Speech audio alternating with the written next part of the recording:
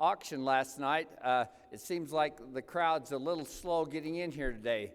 That, and some of you really like to sit way in the back. Yeah, there you go. Yeah, my Utah associates are all back row type people back there. That's good. Well, we'd certainly like to welcome you to our capstone general session today, and we appreciate those of you who got up and got out here where you belong today, and hopefully as we continue along we'll have more people going on. We really hope everybody's enjoyed their time here in Utah. We certainly have enjoyed hosting you, and as best I can tell, I think everything's gone quite well at this point. Okay, it's my pleasure now to welcome the representatives of JCEP. I don't know if everybody's familiar with JCEP, and I'll let them explain a little bit more about what JCEP is, but we all know that we have sister associations. We have the FSA, 4-H and ANREP and many different associations. And at this point, I'd like to introduce Carrie Stark and Chris Jones.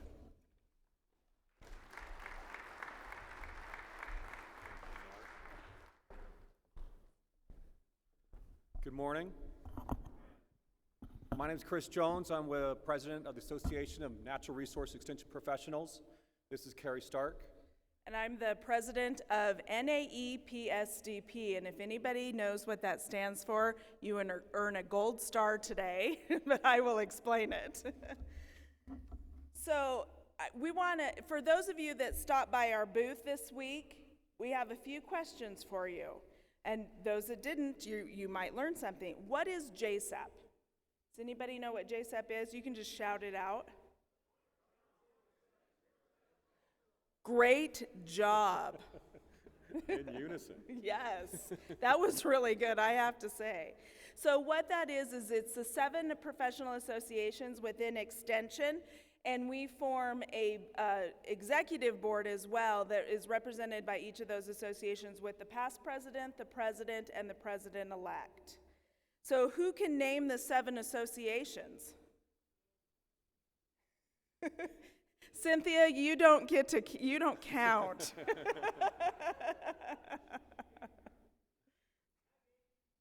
Okay, yes, ag agents.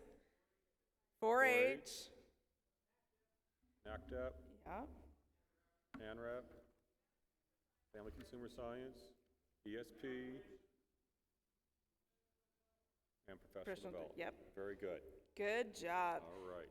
We also have representatives from ECOP, from NIFA USDA, from APLU, and then we have a representative on our board that sits on the ECOP Budget and Legislative Committee.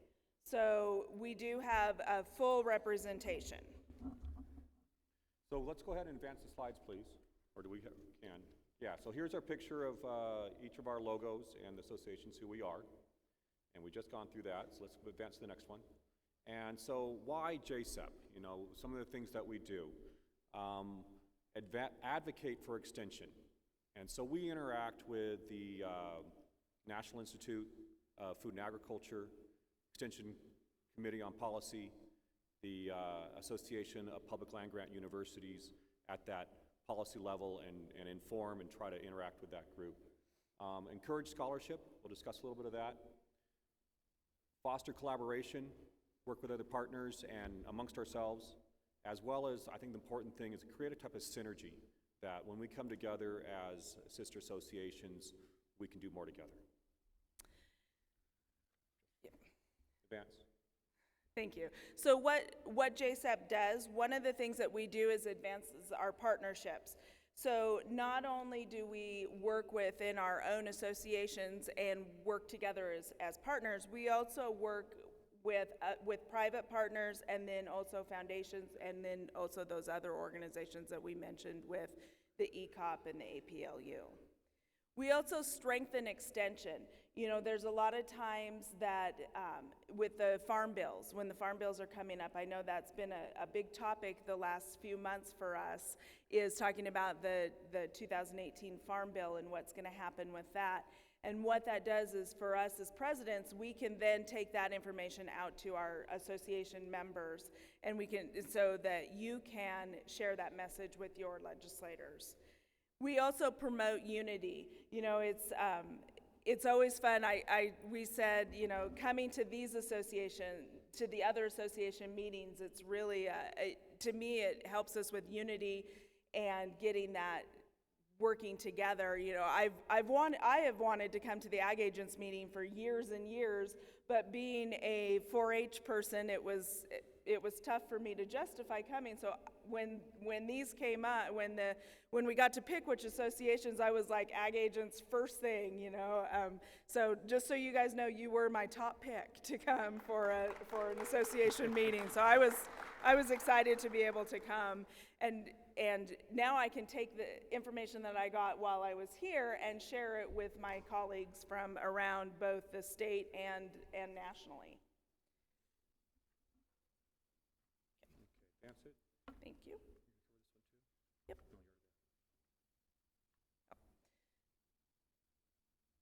Next slide. Okay. Through JSEP and your participation in it, we have professional development opportunities for recognition, and ways that we can engage. Why don't you go ahead and talk about the award, and we'll move on to some of the professional development opportunities.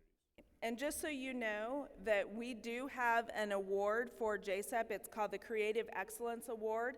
And I will let you know that there was nobody from the Ag Agents this year that applied for that award.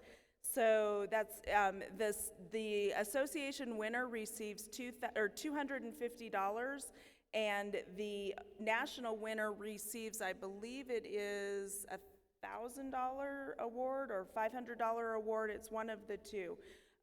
So next year, watch for that. What that is it recognizes those individuals or small teams, whether they're earlier in their career or late in their career, for innovation. And so I know there's a lot of innovation going on in this association. I saw it in the posters, and I've seen it in the workshops. And just knowing some of the people that I know there's innovation going on. So I hope next year there's lots of applications. All right, next slide, please. We have 2 professional development events that JSEP organizes through the year and provides for all extension agents and educators who participates. Our upcoming event is the JSEP Leadership Conference, which will be February 14 and 15 at the Universal Studios, the Hilton at the Universal Studios. So good location to bring your family in February. And typically at this event, we have an author who deals with leadership. Usually we try to have somebody who's pretty engaging and really get some in a book to sell. And then most of it is your presentations, peers sharing what they're doing as far as leadership, the kind of the soft side of what we do rather than our technical side. So really a great way to learn on that. We've also included a poster session, which is allowing more people to participate who wants to have or needs to have some scholarly activity to participate. And so this has been growing for us. We had a great event last year in Orlando. We'll be there again in February. And when the call for proposals comes out, please look at that closely. When the agenda comes out, consider coming, because it's a really worthwhile event. All right, how many of you have gone to the PILT, the Public Issues Leadership Development Conference? Oh, good. There's a lot of you that have gone. Now, hopefully next year there'll be a lot more of you that will go, because our next conference, yeah, if you can do the next slide.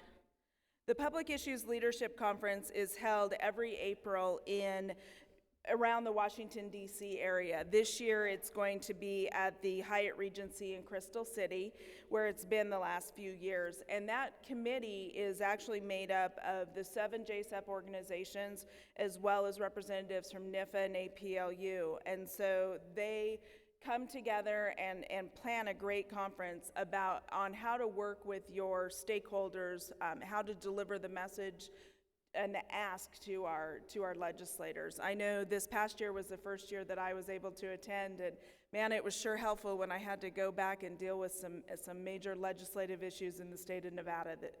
So I learned a lot on working with that. So the call for proposals, there are opportunities for you to present at that conference as well, and so those that call for proposals will be coming out very soon as well. So the next slide. Who is JSAP? JSAP is all of you, and that's the one thing that we wanted to share. We got a lot of questions, oh, I need to join JSAP. But as a member of NACAA, you are automatically a member of JSAP, and then you are represented by your officers on that board. That's our set of slides. Do you have a question for us? Any questions? Mark, we're ready to hand it back to you. Thank you for your time. We need Cynthia on stage really quick. Oh, okay. We Yes. have a thank you gift for Cynthia. And for those of you that do not know, so Cynthia Gregg has served as president of JSAP for the last year. She will finish that term in September, and she, as a president of JSAP, she actually goes to all of the ECOP meetings and sits in on those with all of our extension directors. And my understanding is now we actually have a seat at the table instead of around the edge of the table or the edge of the room. So, and that is in great part to Cynthia and her expertise and knowledge and contribution to that. So we have a clock for Cynthia, and it says JSAP presented to Cynthia Gregg, National Association of County Agricultural Agents, in appreciation of your leadership and dedicated service as a member of the Board of Directors for the Joint Council of Extension Professionals from 2015 to 2017.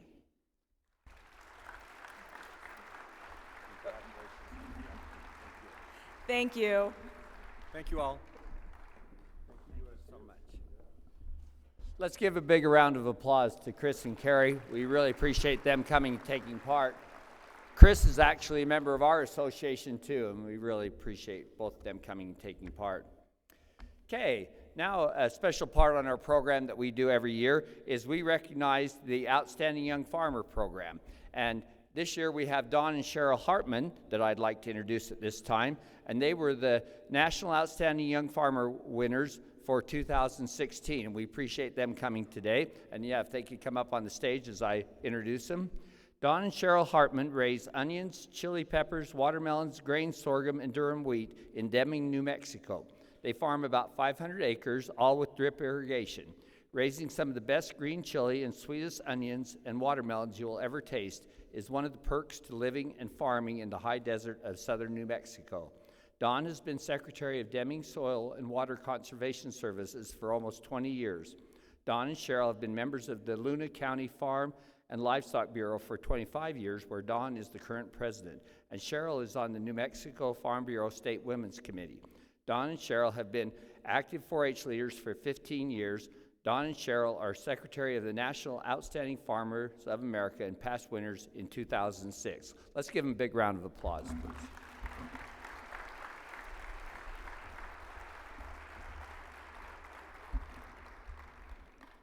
Good morning. I guess I don't need to say anything. He pretty much said it all. We just warmed them up for you. So, yeah, I'm from Deming, New Mexico, southwest corner of the state, in the desert. People think there's nothing that grows in the desert, but there's a lot of produce. We used to grow a lot of cotton, and cotton prices kind of tanked, so we had to convert and start growing vegetables. But we grow some of the sweetest onions and watermelons that you can find. The perks to living in the desert is there's big swings in temperature between day and night. So that moves the sugars up into the fruit, and that's what causes the fruit to be such good quality. Anyway, my wife and I were nominated by our extension agent, Phil Hibner, years ago. And we didn't think we were outstanding people or that we have done anything exceptional. We were just living our life and doing what we do. And Phil wanted us to fill out this application for the Outstanding Young Farmers Program, and I kept putting it off. And, you know, the deadline was August 1st, and we're about neck deep in work that time of year, and I didn't want to do it. And didn't want to divulge some of my personal information, and he kept poking and prodding me, and he was very persistent. So about 3 days before the deadline, we finally filled out the application and got it all sent in, and we were chosen the winner in the state of New Mexico. And then we went on to, I believe it was Bettendorf, Iowa, where they were having the national meeting there. And we were very surprised that we were chosen the top 4. And like I said, we just live our life and do what we do, and we work hard. And they used to tell us that if you work hard, you'll never go hungry. So anyway, a little bit about OFA is it covers a lot of demographics from around the country. There are people that grow fruits and vegetables, row crops, then you have the hog, beef, and poultry people, and the nuts and fruits, and so it's very diverse from around the country, and we met a lot of friends and made a lot of connections, and there's a lot of networking that goes on between people, and you become part of this fraternity, and that's what builds those relationships. If you keep returning, you keep meeting new people. And OFA is probably the oldest recognition program out there. I think it was started in 1955. And there's been comments made that OFA is the best kept secret around. And we want to be the best acronym, I guess, the best well-known acronym around, and not a secret anymore. So it's up to you agents to help us get our applicants. And I encourage you to be very persistent with your applicants, and I know that they don't like divulging information like I did, and they're probably just like me, and they're just hardworking people, and they do what they do, and they think that's the norm, and we just like to recognize those people. My wife and I, we started pretty much with nothing, and I got most of it left. But we've worked hard, and you know, we help the 4-H kids. I didn't grow up in 4-H or FFA, so that was another thing that was odd to a lot of people, but I worked for her, my wife's uncle, before I ever met my wife, and he was a farmer, and when I was 13 years old, I knew that's what I wanted to do. I love to be outside. I like to watch things grow, and it was just something that I wanted to do. So I wanted to thank Ray and the whole Georgia crowd for inviting us and entertaining us last night. Even though I have to tell you that the onions I grow will smoke your vidalias. But anyway, so in closing, I want to say, please look for applicants and please be persistent. I mean, if it hadn't have been for Phil Hibner calling me 2 and 3 times a day for a month, I kid you not, are you going to fill that out? Do you need me to? And I finally filled it out, and I gave it to him, and I said, Phil, can you proofread it? And he said, no, it's good just like it is. He didn't even read it. And I thought, well, that was about, 6 or 8 hours of work for nothing? But we did go on to advance, and we won the state of New Mexico, like I said, and then we were the top 4 winners, which was really cool. And John Deere is actually the biggest sponsor, and nowadays, if you're one of the top 4, isn't it, Sharon, then you win a free trip during Ag Week to Washington, which I have not had the opportunity to go yet, but I'm still looking forward to that chance someday. And our website is outstandingfarmers.com. There's an application online that you can look at, and hopefully that you can drag somebody kicking and screaming in to fill out the application. So I want to thank all the agents and all that you do, because I know you're hardworking people, and a lot of times, I know our current ag agent, Jack Blanford, that guy works harder than a farmer, and that's saying something. So I want to take my hat off to all you people that are extension agents. I know you do a lot of hard work. So with that, I'll say thank you and good day. Stick around.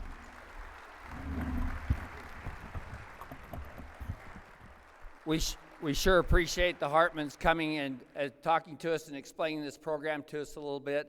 And we have a small token of our appreciation, real salt from Utah. Thank you. Thank you so much.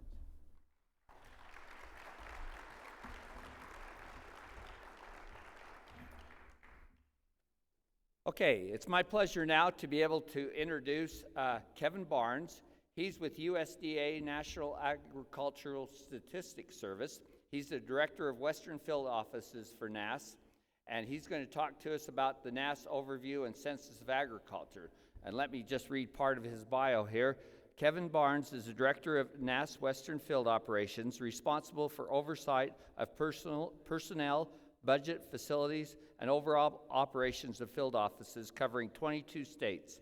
He has had 29 years of service with the U.S. Department of Agriculture, National Agricultural Statistics Service.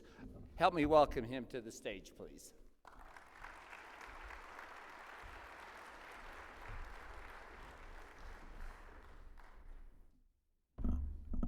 All right, thank you, Mark. That's a little bit of an old bio because there's 29 years are long gone. I'm starting my 36th year this year. So I'm getting to be an old guy. Anyway, appreciate the opportunity to be here. Thank you for having me here and allowing me to be on this program. And I want to start off by, first of all, thanking all you folks for the work that you do. I am very much familiar with ag extension agents and your work and what you do, and we appreciate that. Appreciate you as well working with our folks at NASS. I know many of you do, and you know many of our people, and I appreciate that very much that you guys have worked with us on that. A little bit about myself. I hail from eastern North Carolina, Wilson County. Anybody from Wilson? Anybody from North Carolina in here? There we go, North Carolina folks. Currently reside in Spotsylvania County, Virginia. I grew up on a farm in eastern North Carolina. My dad farmed for about 60 years there. Back then, we raised tobacco, corn, soybeans, and hogs and cucumbers and work. And those are the main things we did. But I appreciate the opportunity to meet with the rest of you from the ag community. I'm going to try, and I want to recognize John Hilton, who's our state statistician here in Utah. John does a great job here in Utah. I'm going to go quickly and try to follow the Liz Taylor rule for her husbands, and that is I won't keep you long. Okay, so I want to give a quick overview of NASS and a little bit about what we're about. See how I do this. Can you advance for me? Good, thank you. So our mission basically is to provide timely and accurate statistics to agriculture. And we see ourselves as a value-added service to agriculture. Next slide. Just a quick overview of the federal statistical system. There's about 130 agencies in that system. About 13 of those provide principal statistical agencies, of which we are one of them, which means that we provide data that's important to the president's economic indicators, principal economic indicators. Basically, all the agencies work on the same principle. On the next slide, relevance, credibility, trust, and independence. We fit at the USDA, see if this works. Okay, good. Where we fit at USDA, we are housed in under the Undersecretary for Research, Education, and Economics. Currently, Dr. Ann Bartuska is acting there. along with the agency you're familiar with, NIFA, ARS, ERS, are agencies that we work with there. Our role in our basic role as we see it, we have a lot of cooperative agreements with state departments of agriculture. We work very closely with them. We have agreements with all 50 states. And our agreements date back, this partnership that we've had with the state departments of agriculture date back to 1917, whereas the first agreement was signed with Wisconsin Department of Agriculture. And that same year we signed with Nebraska Department of Agriculture. And we've been partners with all of the state departments ever since. And we work together to jointly produce national and state level data on agriculture. As I said, we see ourselves as a value-added service, and we want to enhance service to agriculture. We want to ensure the relevancy of ag data for federal, state, and private data users. We want to be efficient in our operations, and we try to be as efficient as possible. We're a pretty small organization, but we produce a lot, and we always focus on data quality. So as I mentioned, we're a federal statistical agency. We're made up mostly of statisticians, IT professionals, public affairs specialists, geographers. We have a little over 900 staff across the country.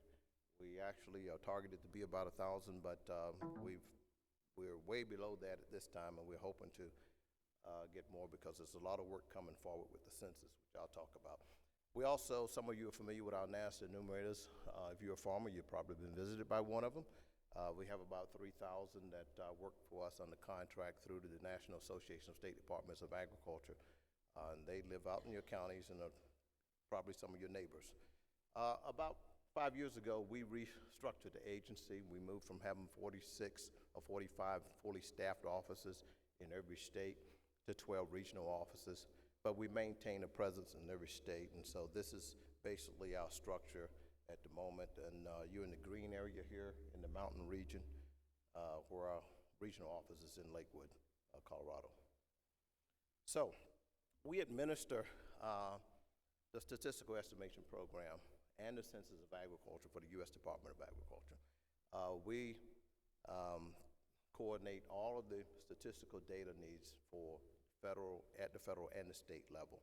And we do a lot of research for private organizations, also for federal, state organizations. We do a lot of extra projects for the states as well. Our data is used in managing a lot of the programs. I know a lot of you are very familiar with the ARC program, PLC program, risk management insurance program, and our data is important to that. There's been a lot in some of the local newspapers, particularly Ag News, about that and how important it is for farmers to participate in those surveys because that data is integral to administering those programs. And so we hopefully what we do is help improve the efficiency of those programs. What we don't do, we do not set policy. We're not engaged in any policy setting. We're not engaged in any regulatory. We're not a regulatory agency. We don't permit any outside influence. Everything is done under secure facilities. All our numbers are released under lockup situations. If you ever have the opportunity and would like to come into our headquarters there in Washington, D.C., join us in lockup to see how that goes, that would be a great experience, I think. We do not disclose individual reports. We are very, very, very strict about our confidentiality policies, and we don't favor any group above others. Our program consists of about 120 crop estimates that we produce annually. We have about 45 livestock commodities estimates produced annually, and over 450 reports that we publish on an annual basis. And the farm definition remains the same. I know we've had some challenges to that, arguments about that. Well, should it be $1,000? That's not very much. But one of the purposes of that is to make sure that we're inclusive in covering as much agricultural activity as possible. Again, oftentimes we have to Because of budgets and all, we have to review our programs, and sometimes they have to reduce programs, and we try to remain relevant. And we do that. We review all of the reports and all of the surveys we do very closely. We determine the priority of the programs, those things that we have to do, those things that are part of the President's economic indicators, those are things that we have to produce. And then we prioritize other programs based on their usability, the importance to our users and the user community. And sometimes we focus on, rather than eliminating the program, we'll just reduce the frequency of that program or that estimate so that we can continue to provide the data. Our priority, of course, is data quality. And that comes down to getting good response rates and participation from farmers and having good respondent relations. The 2017 Census of Agriculture, which is upcoming and I'll talk a little more about, is also an important priority. We're focused a lot on looking at this time the changing demographic needs. You just recognize the young farmers, the new and beginning farmers, women operators, and we're looking at veterans this year. How many veterans? There's an impetus to make sure that we can engage our veterans into farming, give them that as an opportunity to support themselves. Of course, employee engagement, and we're trying to make sure that we utilize the best technology, latest technology, and improve communication with our partners. Now I want to talk about the Census of Agriculture that's coming up this December. We'll mail out Census of Agriculture December, about 3 million contacts. So that's a lot in December that we'll be starting out. And I know a lot of you are familiar with that. A little history on it. The first census was conducted back in 1840. We went to every 10 years in 1920, then in 25, it started being conducted every 4 to 5 years. In 1982, they started conducting the census on the years ending 2 and 7. In 1997, that responsibility transferred from Census Bureau to USDA, mainly National Ag Statistics Service, and we've been doing it since that time. So this is our 5th Census of Agriculture that we'll be conducting as NAS. This process is not something we just start on.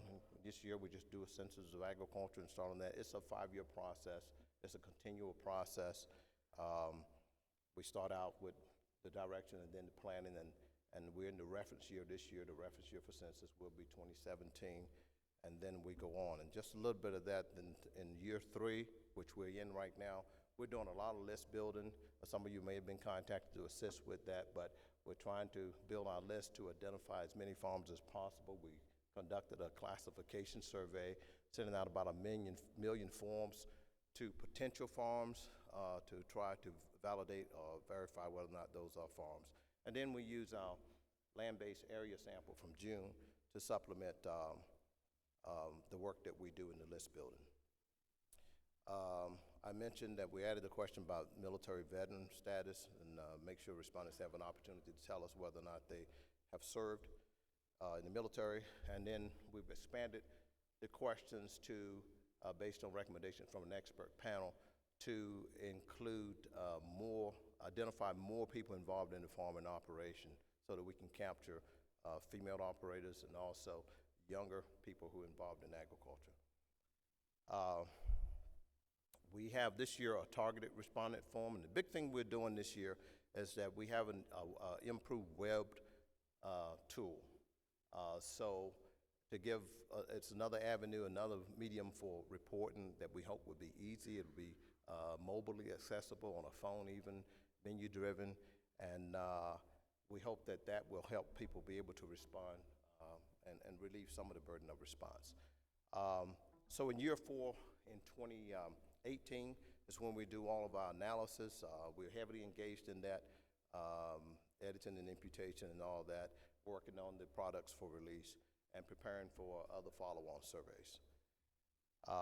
In 2019, we'll be releasing the results of the census at the USDA Ag Outlook Forum that's held every year in Washington, D.C.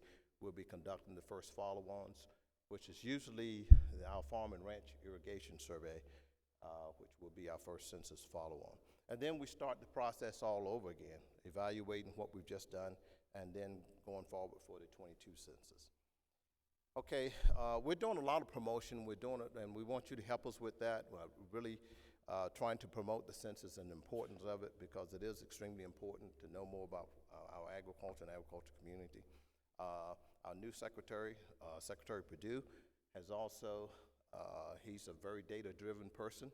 He's very much interested in efficiencies as well in the use of technology. So he's lent us his support, and we've added an infographic series on Twitter, and we introduced a weekly Facebook series entitled Get to Know Your State Statistician. John Hilton there on the screen. Can we run that little segment from the secretary?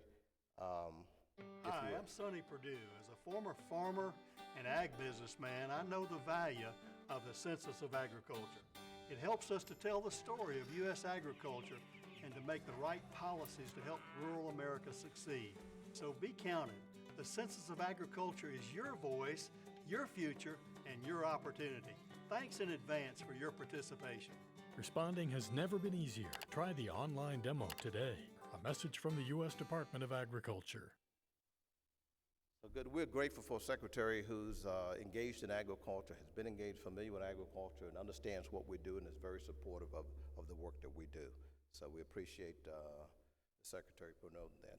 On our webpage, you'll find as some more partner tools that we have available for you to use anytime you want to. There are drop-ins and materials on that list there that you can use to help us promote the census. So some other activities that you may not be aware of, but we have an expert panel that's giving us advice on what to do, and these are academia, folks from industry and all, who have provided recommendations on helping us identify operator demographics. We have also a team with the National Academy of Science, a farm structure panel, working on farm structure. We know the farm structure has changed a lot.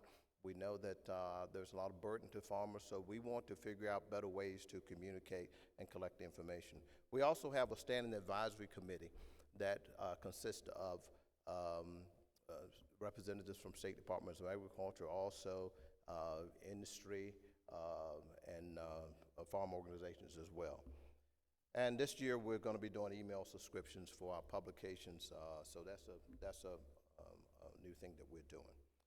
So, and we're also doing a farmer feedback survey, and that's an online survey, and we're asking basically 3 questions. Do you respond to us? If not, why? Basically, and how can we do better service to you? So we're trying to engage with you as a producer and with the user community as well. I'll mention now the crop progress and contention. I just want to switch gears for a minute. This chart shows basically over the last 3.5 years the response. And I know that a lot of you respond to and participate in the crop progress. You submit those reports to us, and we appreciate that. And I just want to encourage you to continue to do that. As you can see at the red line, a response has gone down in the last 2 years, and we'd like to see that back up. We know that we introduced a new system. We had an old system, a crop progress and condition system, and we went to the EDR system, and that didn't work out so good for some folks, but we've listened to you, made some updates to that, so we want to encourage you to go back and start using that.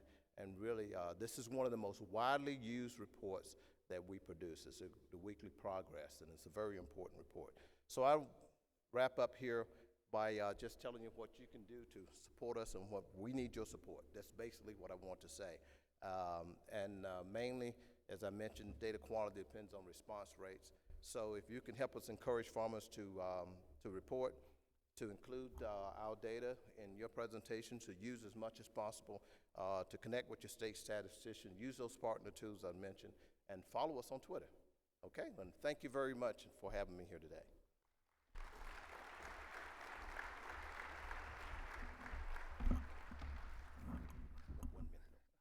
Thank you. Come back, Kevin, for just a minute.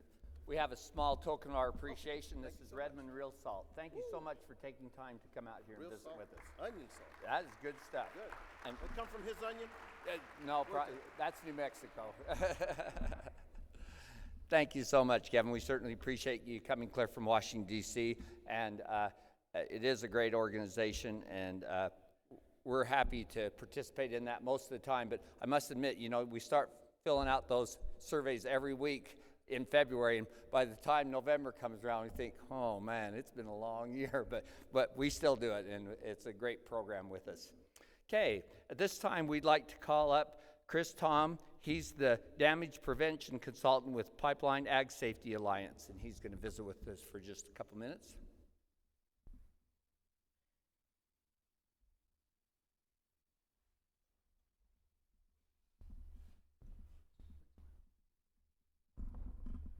Morning. Let's see, NACAA, JSEP, OFA, USDA, NAS, and now PASA. My gosh.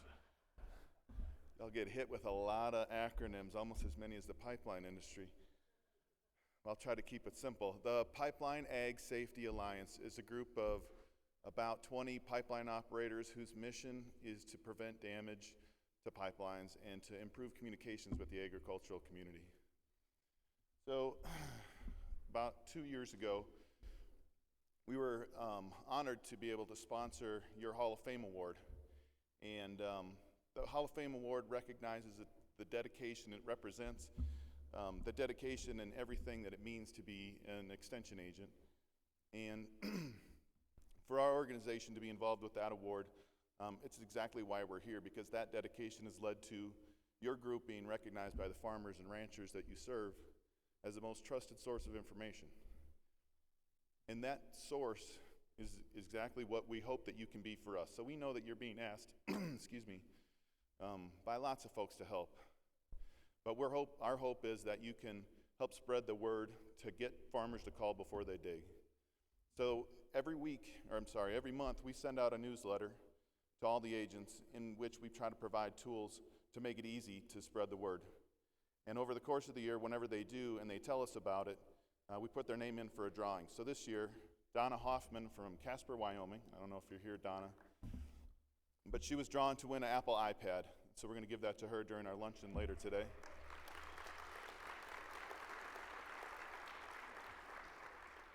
Donna showed our testimonial videos multiple times over the course of the year. She shared social media messages, and she even took the time to tell her colleagues to do the same. So we appreciate Donna. We appreciate all the agents who have helped us. We appreciate all the great feedback that we get from you, and we look forward to continuing our relationship with you going forward. So thank you all very much, and thank you for having us part of this, this great organization. Thanks.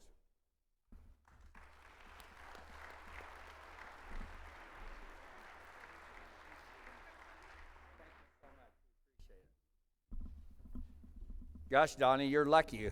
Will you share your iPad with the rest of us? Okay, there you go. Great. We certainly appreciate Pipeline Alliance and all of our other donors for all that they do to help promote NACAA. Okay, I'm really excited now for our cap note presentation. We're really excited to have Dr. Paul Janot come and visit with us today. He has many years of experience and some great ideas to share with us today. We're going to turn the time over to Lyndon Greenhall. He's an extension agent here in Utah, to introduce him. Good morning, everyone. Good morning, Paul. Thanks for coming to speak to us. Rather than read Paul's printed bio that you've probably already read or can read later, I thought I would just tell you some of the things you wouldn't otherwise know about Paul. He's native Floridian. He was born and raised in Jacksonville, Florida. His father was a commercial fisherman, and Paul just naturally loves fishing. And he just told me he's caught now 140 different species of fish. And he was showing Steve Brown and I a bunch of pictures of fish, and Steve said, well, you just ought to give a presentation on fishing. And that would be great. But one of my best memories with Paul was when I was a college intern on the Deseret Ranch in Florida. He asked me if I wanted to go cast net fishing in the Indian River for mullet. And he said mullet are herbivores. So we went over to the coast and we waded out into the Indian River up past our knees, and we had these cast nets, and he showed me how to we hold it with two hands, and we had some of it in our mouth, and the retrieval line wrapped around our wrists, and then we'd cast it out and let it sink, and then pull it back in and see if you had a fish.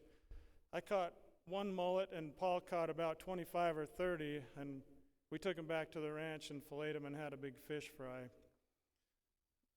Although Paul's known as a cattleman, he's really a plant guy. He's always loved plants, and in his retirement, he's a daylily breeder and developer at his home down in Payson, Utah. And out in his front yard, I went down to see him last year to talk about speaking here, and his whole front yard is just filled with thousands and thousands of daylilies.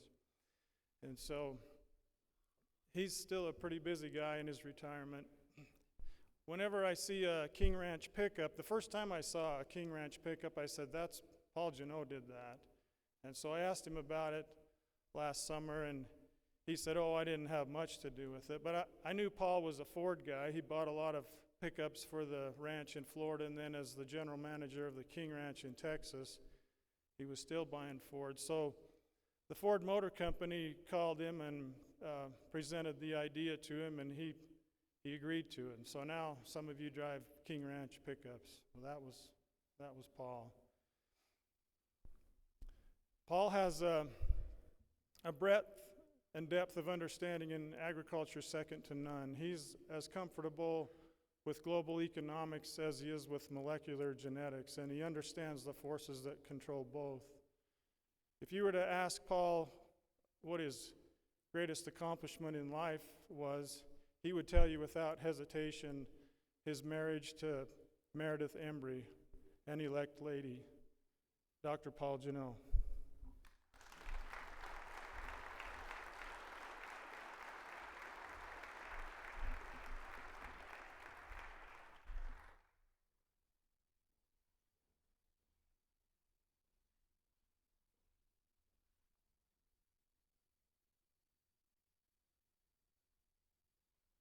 Thank you very much. Where are the crackers?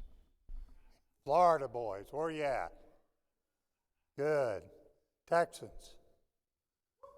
One of you? So memories flood back. Ralph Horn was the county agent in Utah County when I first graduated from college and started ranching just a little bit west of here. And he was a crackerjack guy. He was so helpful to me. Load hosts in Central Florida helped me a lot when I first moved to Deseret. John Ford, when I first went into King Ranch. I respect county agents. I respect what you do, and I appreciate it very much. And yes, Deming, New Mexico produces the best watermelons in the world. And I'm an expert on that because I've eaten a lot of melons in my life. And so I'm very grateful to be here. Lyndon showed up last summer.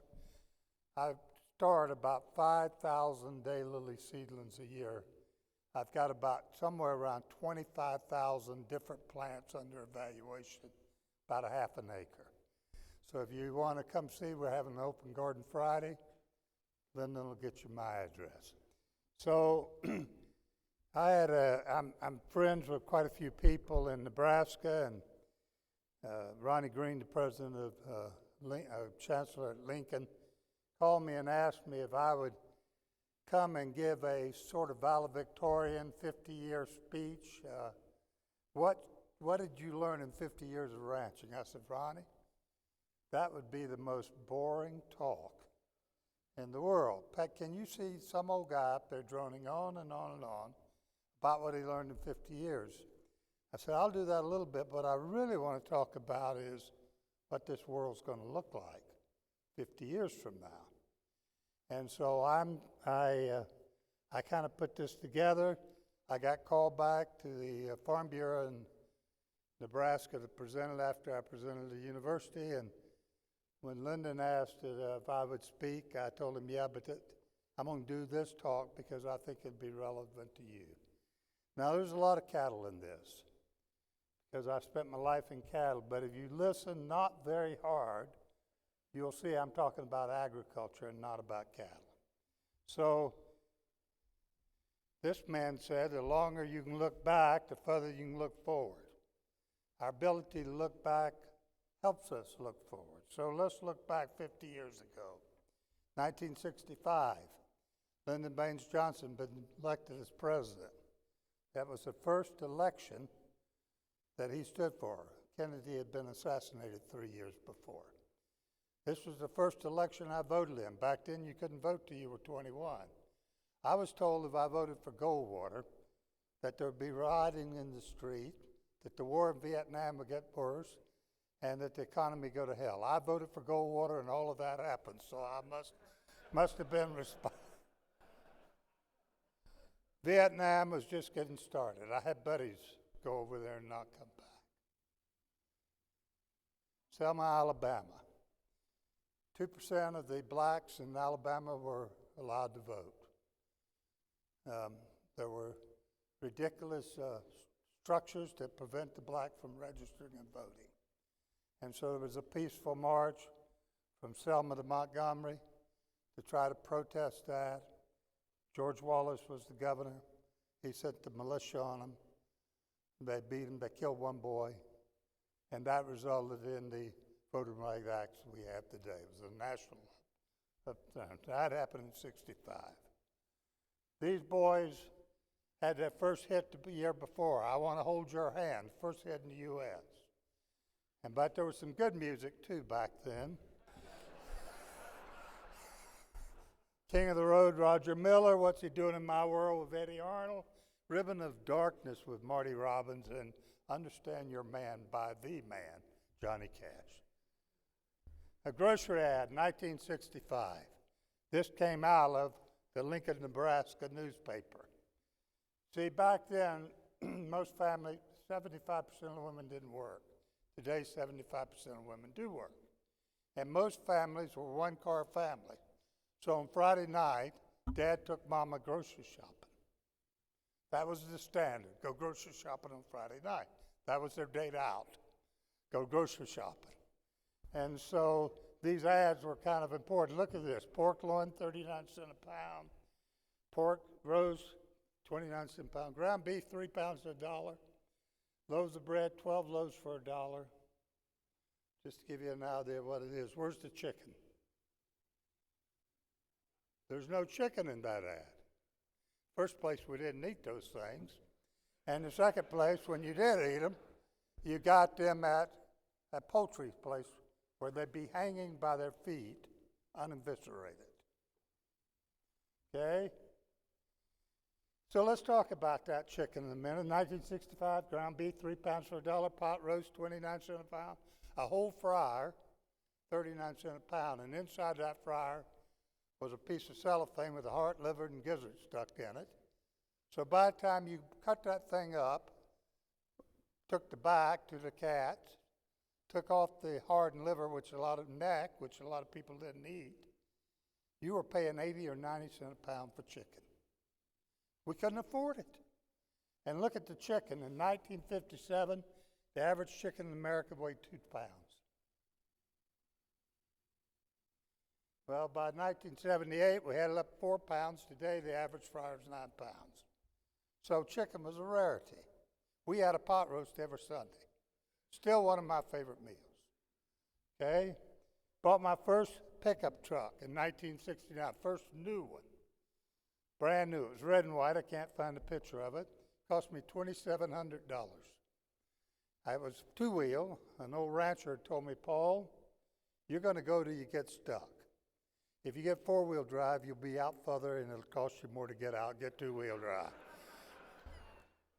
Gas cost 23.5 cents. Actually, I paid $19.9 in Houston in 1964. Back then, every cowboy wore Wrangler MWZ 13s. My size at 65 was 32-38. When that reversed, I quit wearing them.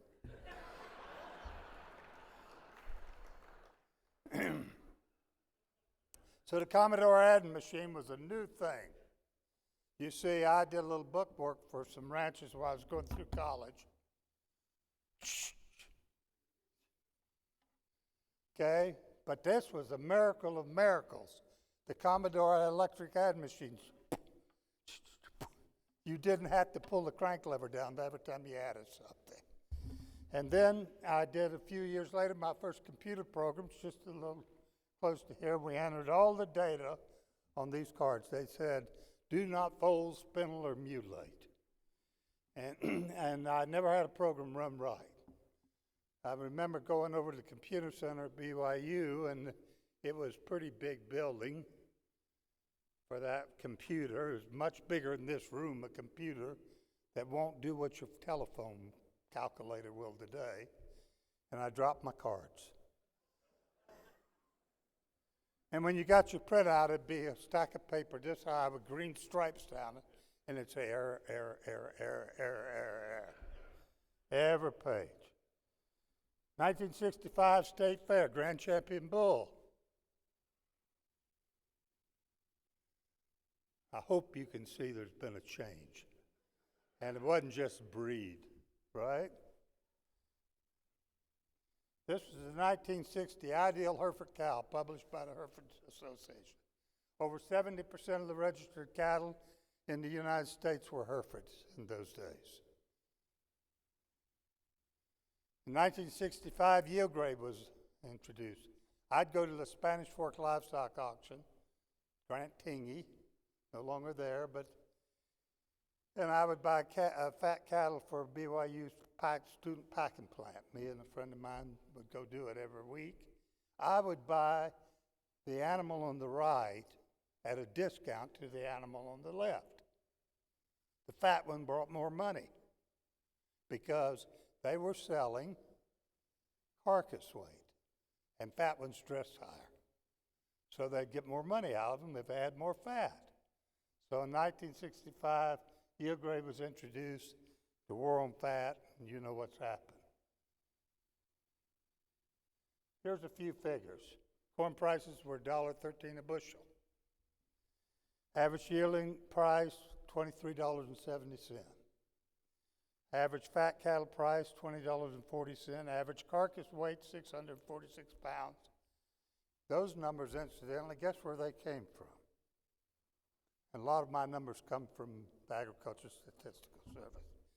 The others came from other places. They claimed the average pregnancy rate was 75%. That was greatly embellished.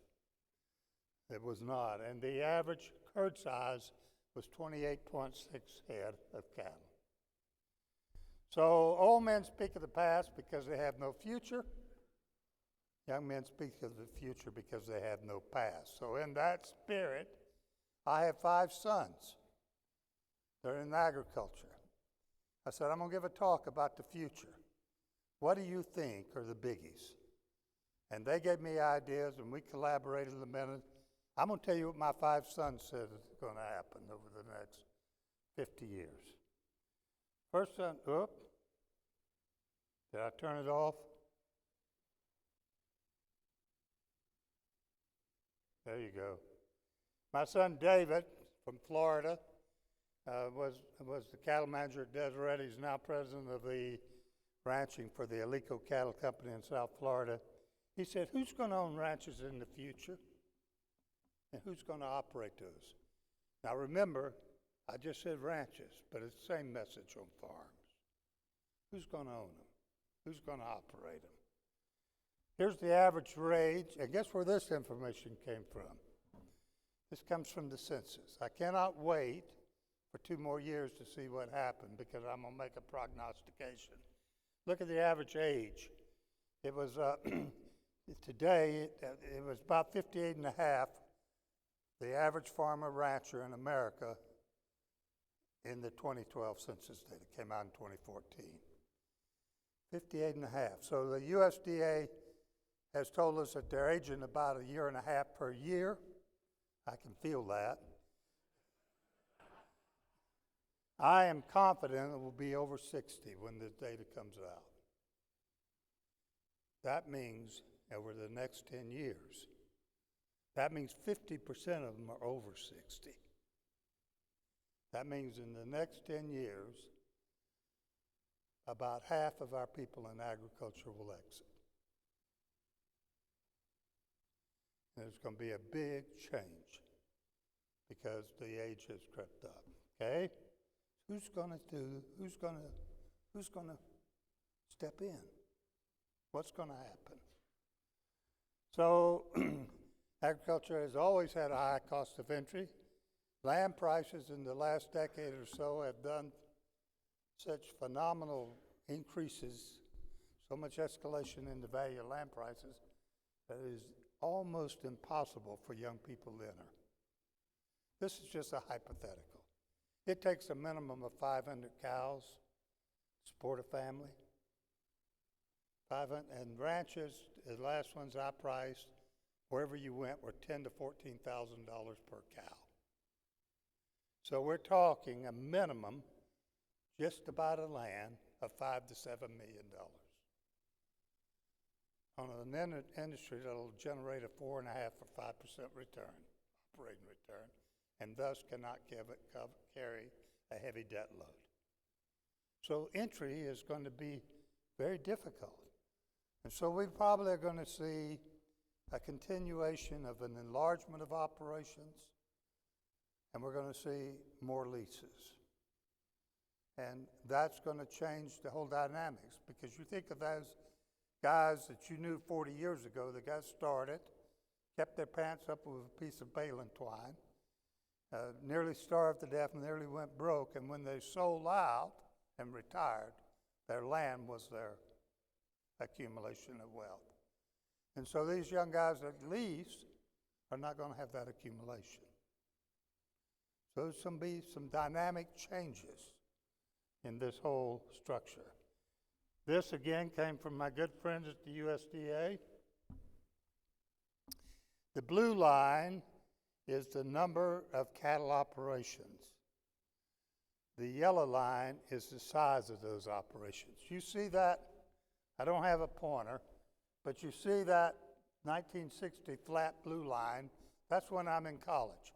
I was told that if I could retire, get out of college, and get a place debt-free that could run 300 cows, that my wife wouldn't have to work, and that one son would stay home and work with me, and I'd have a good living. You see that decline that started about 1970 and is still going on. That's the exit of those guys. Those middle-sized operations that could not make it. And that's the exit of them from the industry. They're gone. So now what we have left in general is the very large operations, which account for about 30% of the cattle, 40% of the cattle at the most, and the very small ones, which account for less than 30 or 40. Who's from Alabama? I've always said that that small operator is the guy that lives somewhere in Alabama. He inherited 50 acres from Dad. He's got a small herd of cattle on it, and his wife and he work, and that's their hobby, and the kids go help him on the weekend. And once a month, he puts something in the truck and hauls it to the auction so he can make his truck payment. And now, that's been who it is. Now, what's happening to them? You see that line that's just started down? We're beginning the second wave of exit. You see, 50 years ago, there were a lot of herds of cattle in Utah County, just like that. They're not here now. Because land values are so high, that kid inherits that land, and he says, mine, $10,000 an acre? I got 50 acres, I got $5 million, and I can go out there and make a truck payment off of it once a month? And so we got the beginning the exit of those small operators. They're not going to be here in the future. So simultaneously as that is happening, we're getting the large herds increase. The yellow lines are the number of operations, that larger size operations. So our average cattle operation today is somewhere around 40 head. Back in 1965, 74% of the farming and ranching operations in America had cattle and chickens and a dairy cow or two and 10 acres of peaches, and they raised carrots. It was a mixed farm. Those are gone, aren't they? Okay? So what we're seeing now is a continual increase. We will see more large herds because those are the guys that come and stay through drought, through up and down cattle prices. They stay. And we're going to continue to see the small operators exit because they don't want to, their children don't want to be there. So who's buying ranches today? This is John Malone. He's now the #1 ranch owner in America. I doubt he's ever forked a horse. I know he's never preg tested a cow. Okay? So we got these wealthy investors buying these properties and they're hiring help. And recently we got profit-motivated venture capital firms that started buying farms and ranches and holding them for investment purposes. And who are they looking for? They're looking either for people to lease or for professional managers. So the opportunity for young people is going to be a professional manager or to lease those operations. That's what's coming. It's not what I want, it's what's coming. I won't go through all David's key points. Incidentally, if any of you want these slides, Linda, I authorize you to give them to anybody who would like to have them. Okay? My son Dan, until recently, was a senior food scientist at Cargill Optimization, Cargill Beef. He left them and he's now a private consultant for beef companies and beef processing and mechanization of beef plants. And he says that automation is going to replace a lot of difficult to find labor. And he talked about the changing U.S. demographics. I'm going to talk about that. And he talked about the growing international middle class. Very important. I'm going to talk about that for just a minute. So labor is becoming increasingly hard to find and to keep. And so processing plants today, they don't use as near as much automation. But you think, well, it's just processing. Well, look at this. The wonderful, the halos, the cuties, tangerines. We used to call those culls in Florida because they were too little. And Stuart Resnick, greatest marketer in the world, put them in a bag and you all buy them because they fit in the grandkid's hand. And they're easy to peel. And so this is a new processing plant. It's 14 acres. I went through it with the manager just a few months ago. It's got the longest electronic sizer and grader in the world. How many people do you see in there? When I was in the plant, there was about 8 people in that 14 acres. One had a forklift moving the new part in. 2 or 3 of us were up on the catwalk looking down. One was a white-coated inspector walking around. Now, if you'd been in that same plant 10 years ago, you would have seen rows and rows and rows of illegal labor sitting at a belt sorting. That's gone. That's leaving. That's going away. I had one other that I wanted to bring, and I didn't get it in time. I've been talking to a group and made a small investment in a group that has a mechanical apple picker. Any of you guys from Washington have trouble if you're apple growers getting labor to pick your apples? That's becoming increasingly a problem. And so now they have a mechanical apple picker. It's an amazing thing. It sucks it off the tree. It's got a robotic eye and it sucks that thing off and no bruising. And it can outperform any hand labor. So that's coming, all right? So Daniel also talked about the demographics. This stuff on the right is from Pew Research Foundation, and they're saying that by 2065, that we will be only 46% white and that the United States will have a minority population of whites. Okay? That is baloney. You see, in 1900, they could produce the same chart and put the Irish there. And said in 2016, we'll be predominantly Catholics because the Irish are coming. What happens? What happens when people move in? I have a son-in-law named Armando Caballero. He married my daughter. My grandchild, Paul Caballero, doesn't speak a word of English, a word of Spanish. Is he English or is he Hispanic? They will be assimilated. Look, it's already happening. They will be assimilated, and we will not have a minority population of whites. We'll have a new deep gene pool of assimilated people. But what will happen is they'll change the way we eat. You see,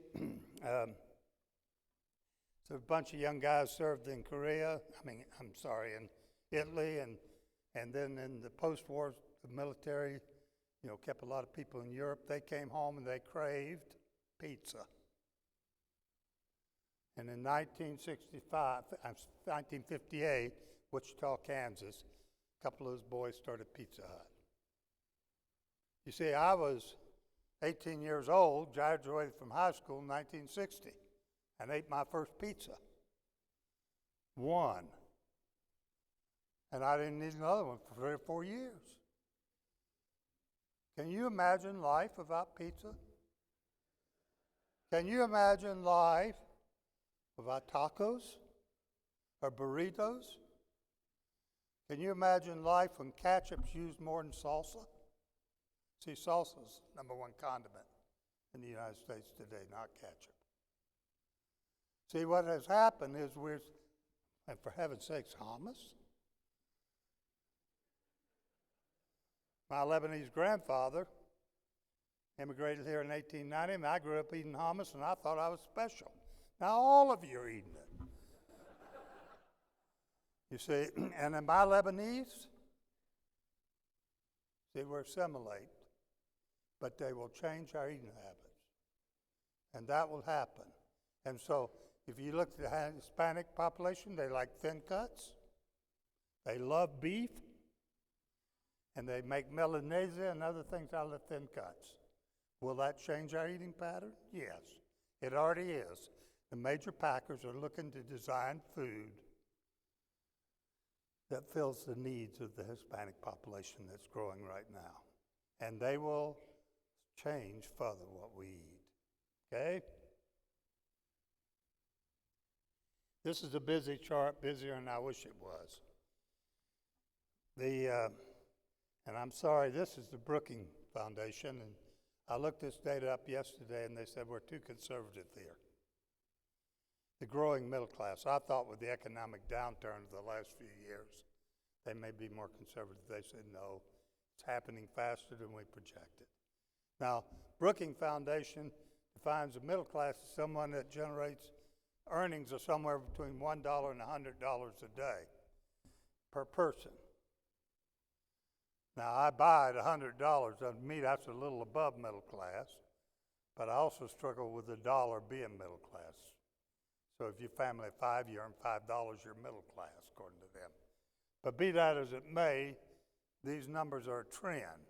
You see, about 20 or 30 years ago, the United States, North America, and Canada accounted for about 40 or 50% of the world's middle class. We have the same number now, maybe a few more. And we're 18% of the world's middle class, or 10%. They're talking, we're actually about 17% of the world's middle class right now. You see, by 2030, with the same number of middle class, we'll only be 7%. But what is happening in Asia? Look at that number. The growing middle class in China and India. And I would add Mexico and Brazil, those 4 nations. And what happens when people move from below middle class to middle class? They want three things in the cultures that we're talking about. They want a handful of nuts. Modesto, California people, Bakersfield, California people, you hear? You're the breadbasket of the world for nuts. You see, in India, every mother that can afford it buys 10 almonds. There cannot be a nick on that skin, that brown skin. She takes them home, soaks them overnight, peels the skin off, throws it away, consumers, and feeds those 10 nuts to her son for health reasons in the morning. China's the same way. They want nuts. Guess where I, in my former job, put a lot of investments? Nuts. Second thing they want is a hamburger. And they want cheese or milkshake. And so as they move up in the capacity to do it, that's what they turn to. So today there's a great black market for Wagyu beef into China. Why Wagyu? Because they like fat. What will happen if our number one consumer of American beef is China, which I predict will happen? I predict that in 10 to 15 years, there will be more American beef eaten in China than there will in the United States. And they're going to complain because it isn't fat enough. Isn't that going to be a turn of events? Okay? I keep pushing the off button. Maybe one of you are pushing the off button. My son Michael is the manager of analytics for the Elanco Animal Health Company. And he talked about, and I think I'm going to talk about antibiotics, but I think we're going to be talking about pesticides and herbicides, fungicides. You see, he's talked about the consumers' growing concern of environmental impact and how these companies are feeling this tremendous pressure. See, in the past, we would have talked about focusing all the research efforts on increasing yield. To them today, that's important, but it also has to reduce CO2 emissions or have minimal impact on soil biology. And so we have this dynamics going on in the support industries that are generating the products we'll use.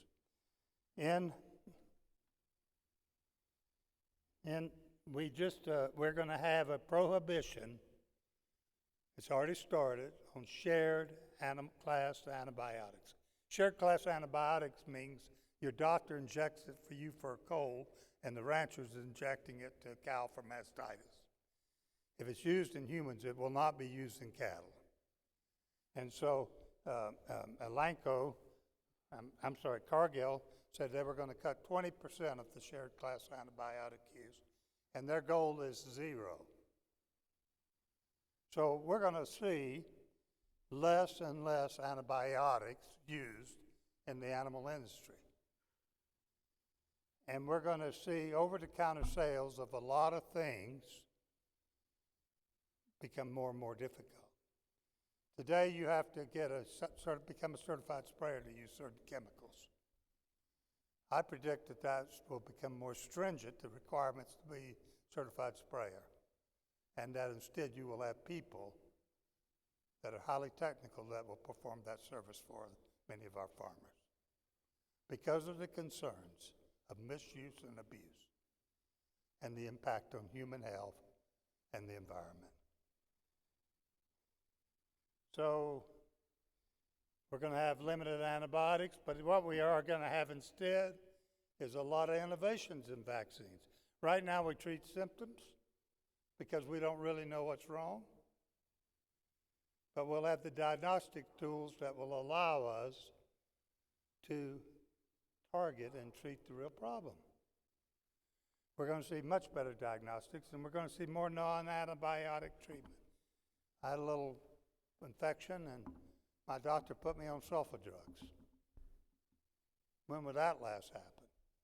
49? See, going away from antibiotics and back to some other treatments.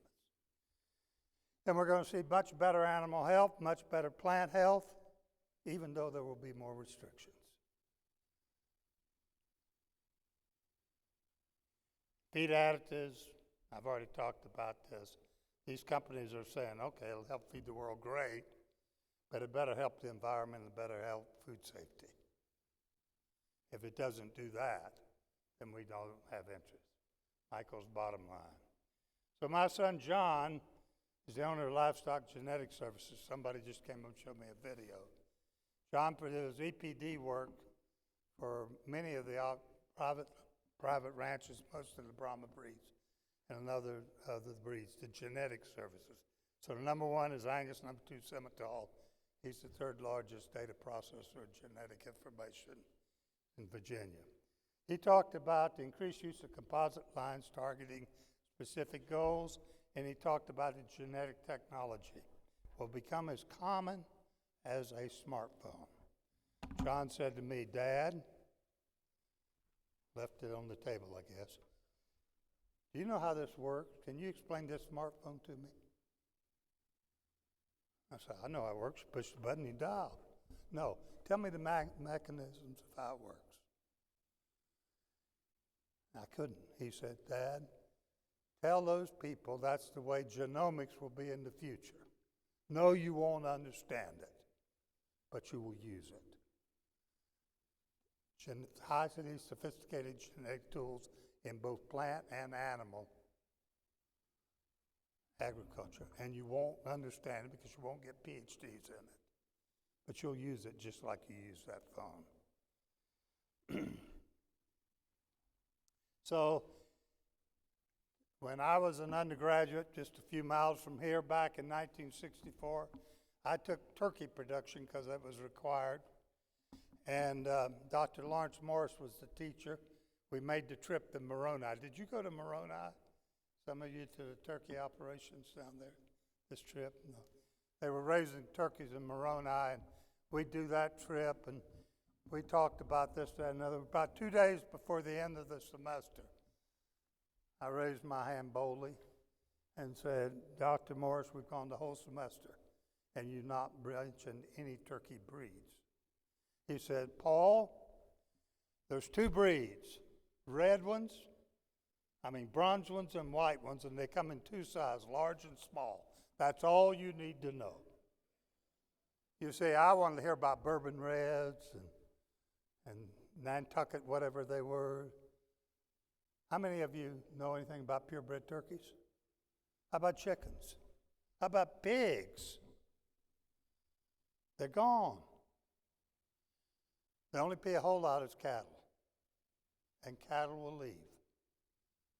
And more it'll be composites and strains targeting for special purposes in special environments. So this was Deseret Reds, a steak dinner to whoever can guess what's included in those.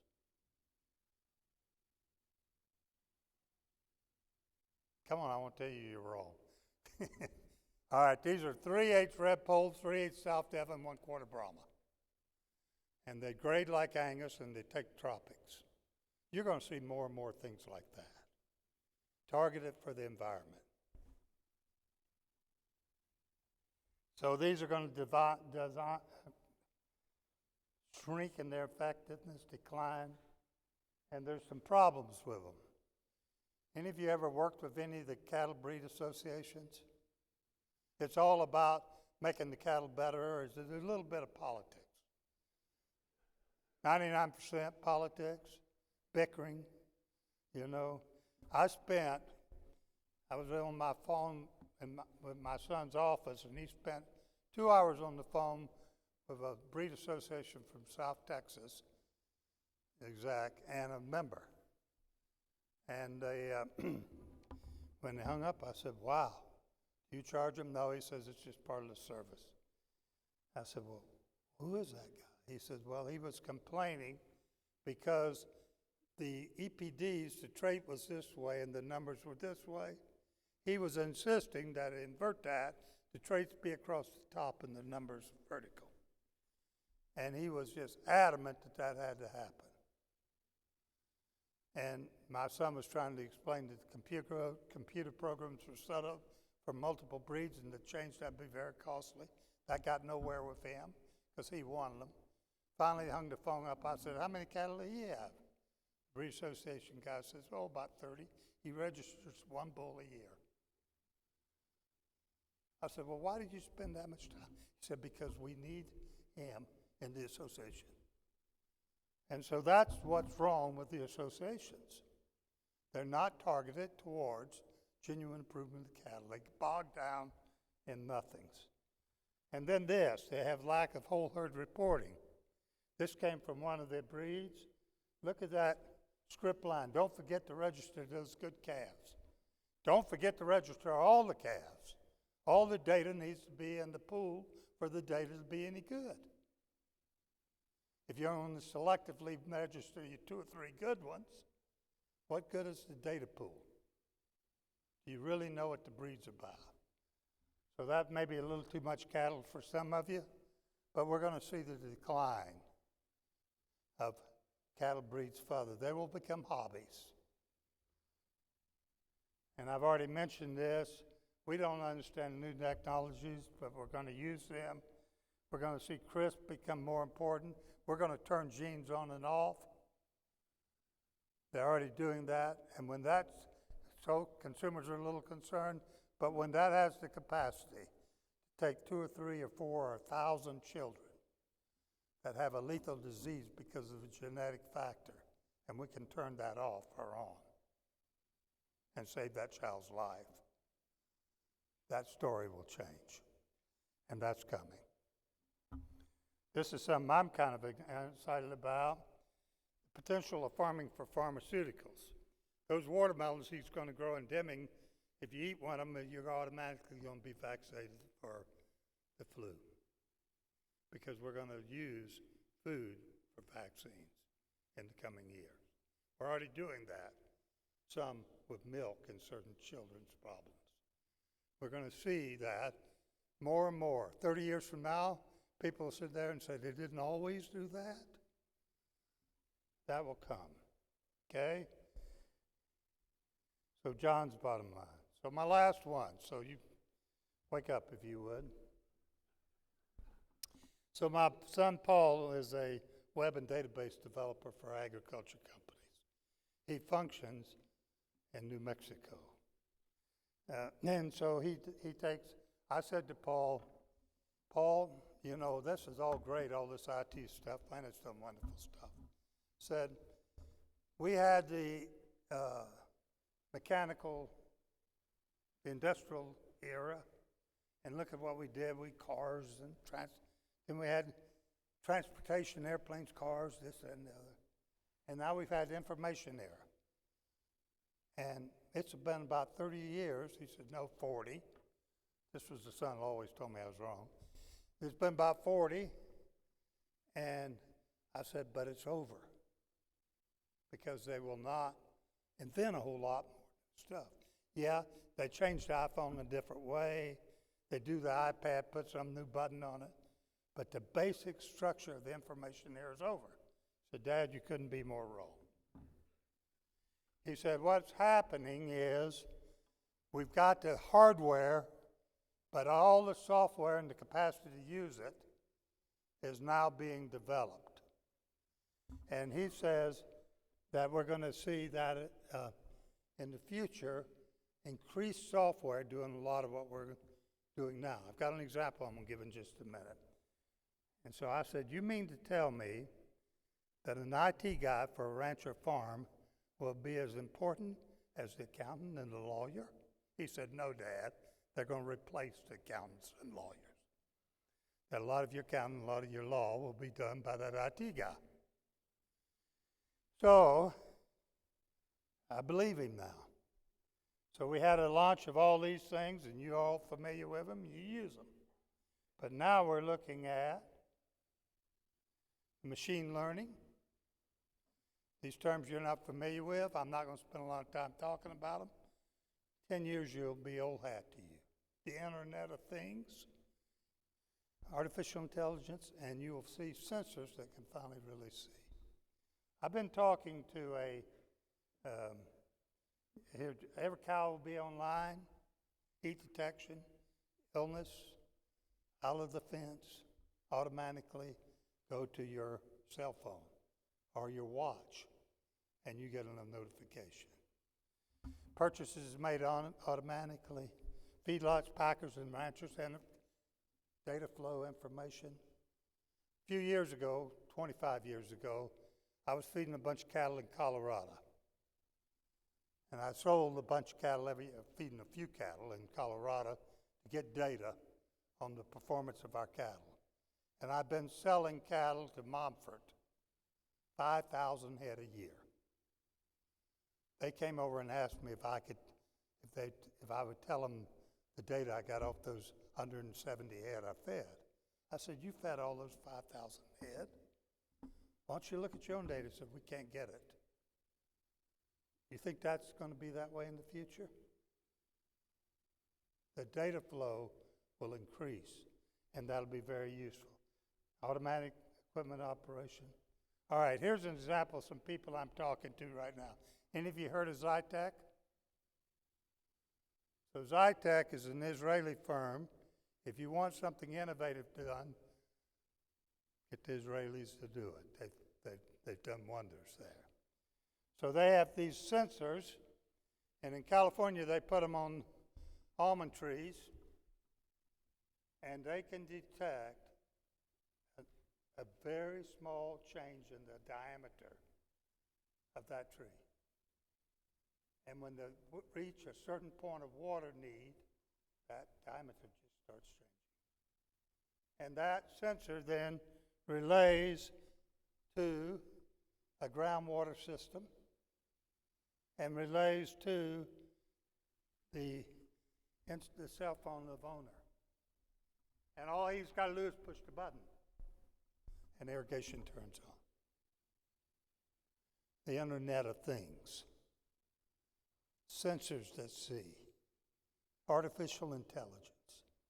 And the fact is 10% saving in water, 10% increase in production. We're going to see that. In corn, they're doing this now in the Midwest. It's in Nebraska. I know a number of places where they're doing this and detecting corn drought. This company, and there are others like them, but we're going to see increasingly this kind of technology help us in our agricultural ventures. So Paul's bottom line. So the beef industry today, the agriculture of the tomorrow will be as different from today as agriculture today is from 1965. You're going to see changes. Some will be rapid, some will be slow. You'll have a different clientele. You'll have different needs. They'll have different needs. But there are going to be tremendous opportunities. This is a saying Linda will tell you back, it's always hung in my office. There are great challenges ahead of us, giant opportunities to be met. I welcome these exciting prospects and feel to say to the Lord humbly, give me this mountain, give me these challenges. Because it's exciting to be involved in agriculture as we go forward and feed the world. So back when I was in school, 6% of the population was in agriculture. Today it's 1%. I spoke at a major university recently, 25,000 students. I told them that agriculture needed the very brightest, the very best, and the very hardworking. And so if they were them, please major in agriculture. But if you're a little dull or a little lazy, get an MBA or become a doctor. So with that, thank you very much. Lyndon, do I have time for a few questions?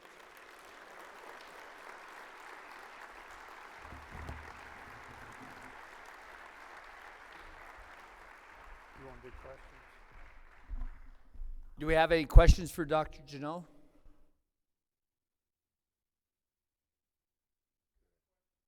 Yes.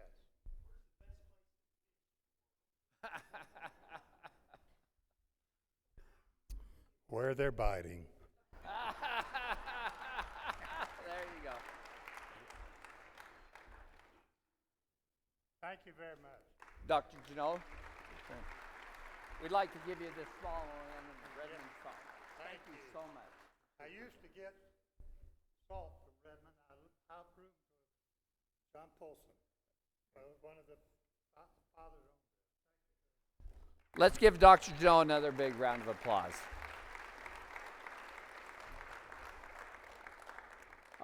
I'll tell you, it's really interesting. I think Dr. Janot brought up a very, very good point, or many points. But if we want to see where the future is going, look at where we've been in the past. And I really appreciated his comments, and hopefully it was something that we can take back to our individual counties and states.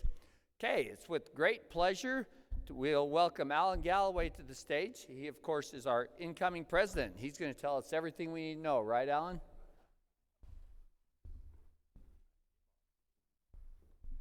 I don't know about everything, but I do, as I want to ditto Mark's comments. Dr. Janot, you enlightened us today, and that's always good to look back and look forward at the same time, and that's a challenge, and you took it on well. Fellow NACA members, we are indeed fortunate. The National Association of County Agricultural Agents continues to be a vibrant and changing professional association. We have been fortunate to have had leadership throughout our past who wisely kept us strong financially and adjusted our programs to fit the times. Our membership this year was about 3,218 official members. It'll grow some more during the years. We pick up a few more. That was our first year back over 3,200 since 2009. You might recall 2009 wasn't a great economic time. Thank goodness the economy of most of our states and the country as a whole is much better than it was back in 2009. This year, we've had the largest attendance of first-time attendees with 138. Now, some folks, not too many years ago, if you were sitting in the back of the room, you'd refer to those of us on the board as probably the old boys club. And I'll admit I'm a lot closer to the old boy than I was a number of years ago, obviously. But that day's long past. We've had our second female president. We elected a female secretary. This year, 48% of our committee chairs and vice chairs were female.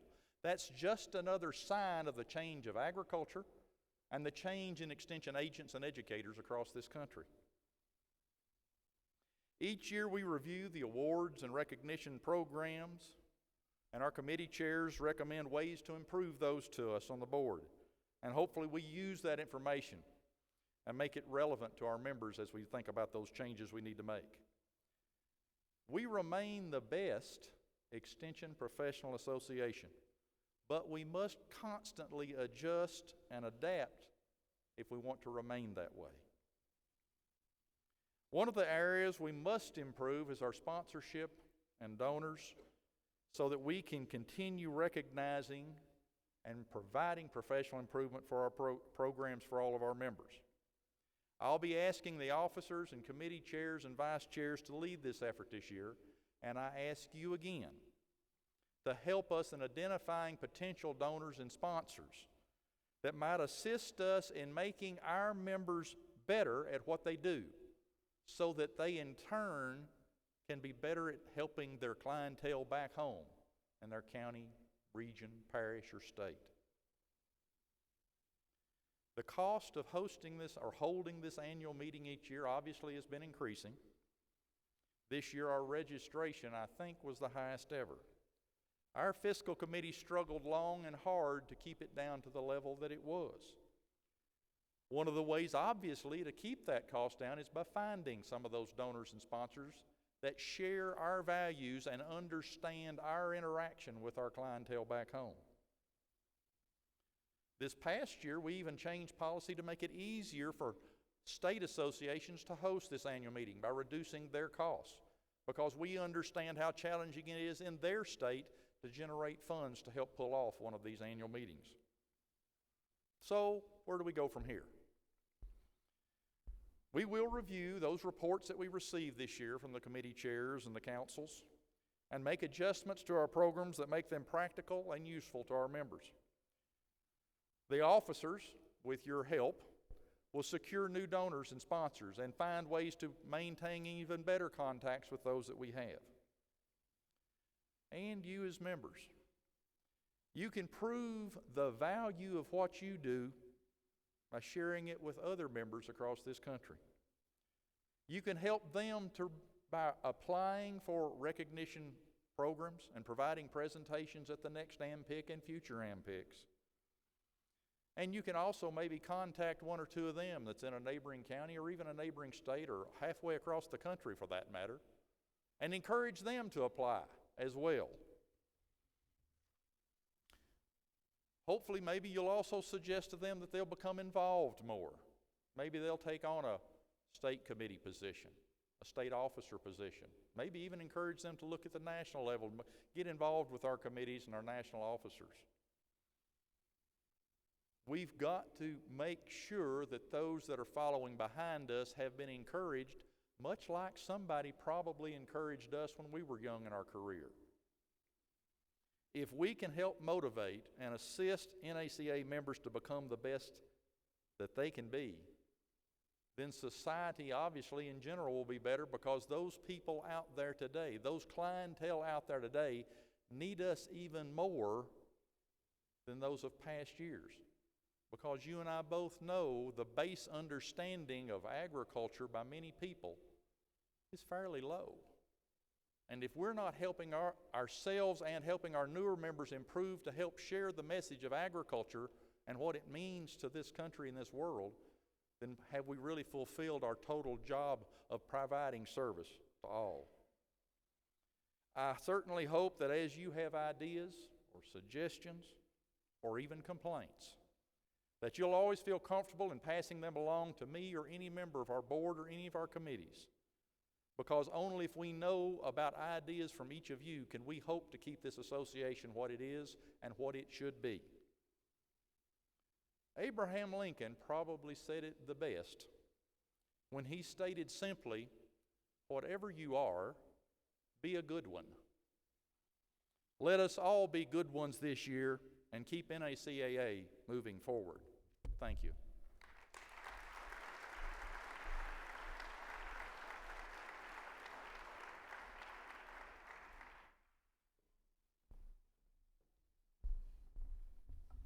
Thank you, Alan, so much for that update. We really appreciate it. And I know you, like especially me, I'm really excited to look forward to having Alan take over here right away. And it'll be a great job, and we're going to have a great time in Tennessee this next year.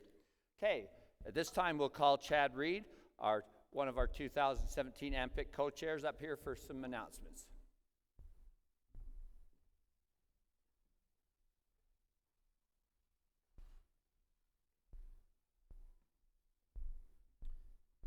Well, I can tell you this is one of the greatest days of my life, because everything's on schedule, everything's working, so there's no announcements. However, since I got a live mic and we got a couple minutes,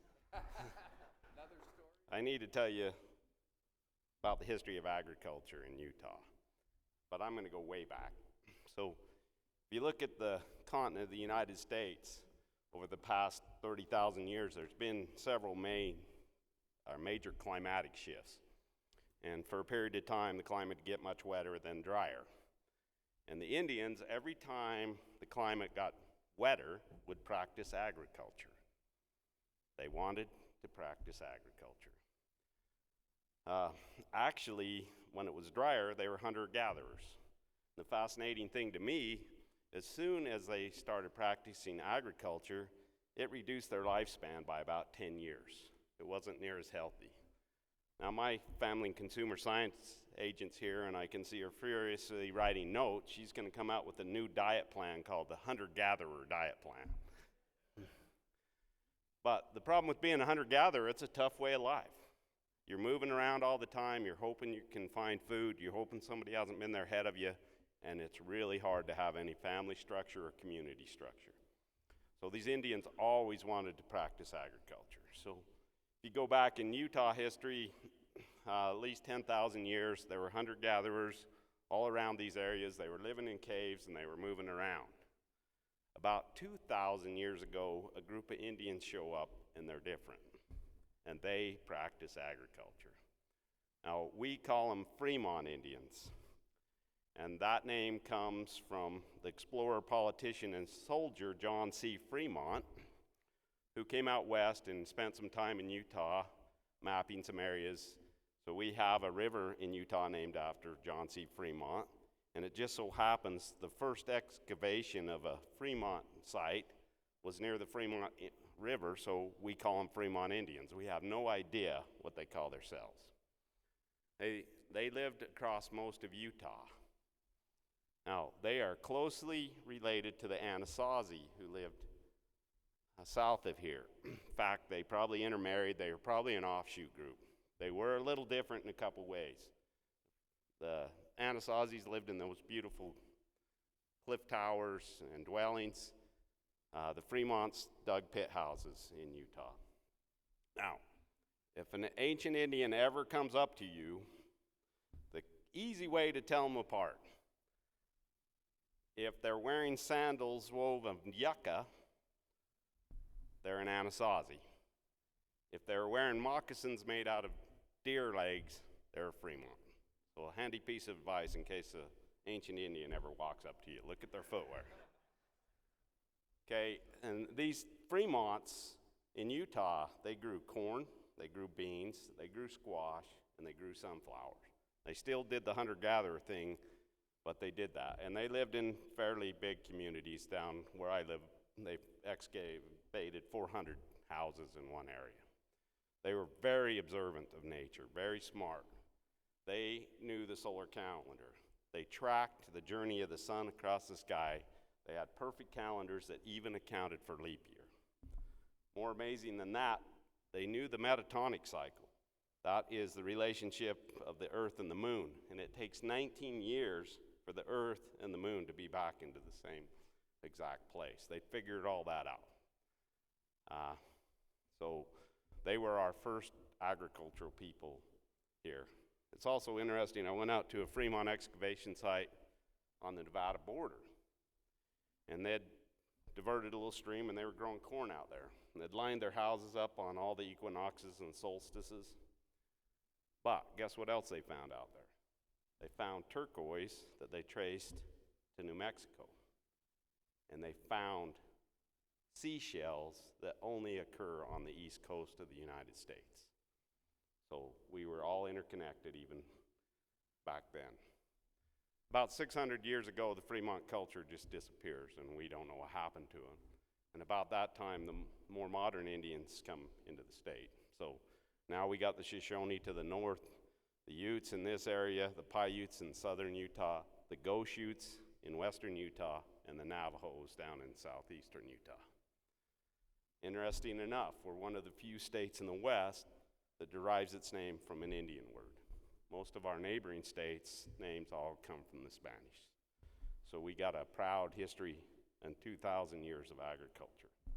The only thing I'll say about modern agriculture was it's fascinating. When the pioneers first came in the valley, and we'll be at This Is the Place State Park tomorrow night for dinner, when they pulled down in the valley, guess what the first thing they did was? They sent the kids over to dig some ditches and divert the stream, and within hours of them arriving in this valley, they had planted potatoes. So, a brief primer on Utah agricultural history. Thank you for your time, and have the rest of a great day.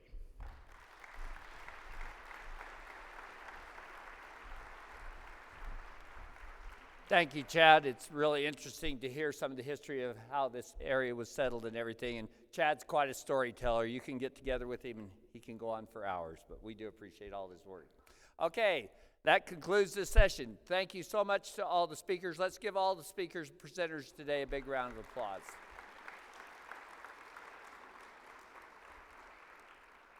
Thank you very much.